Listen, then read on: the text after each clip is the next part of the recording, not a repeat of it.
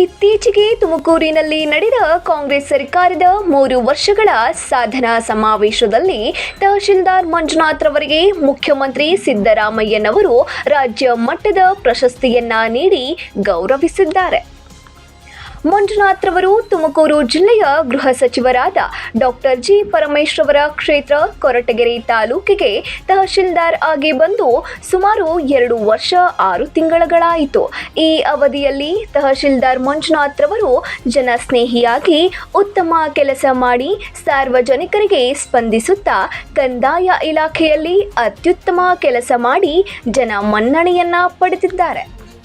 ರಾಜ್ಯ ಮಟ್ಟದ ಪ್ರಶಸ್ತಿ ಪಡೆದ ತಹಶೀಲ್ದಾರ್ ಮಂಜುನಾಥ್ ರವರಿಗೆ ಕೊರಟಗೆರೆ ತಾಲೂಕಿನಲ್ಲಿ ಸಾರ್ವಜನಿಕರು, ಪತ್ರಕರ್ತರು, ಸಾಮಾಜಿಕ ಕಾರ್ಯಕರ್ತರು ಹಾಗೂ ಮುಖಂಡರು ಅಭಿನಂದನೆ ಸಲ್ಲಿಸಿದ್ದಾರೆ.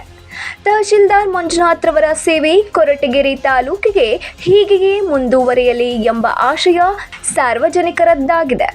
Babu Khan, 9 live news, Tumakuru.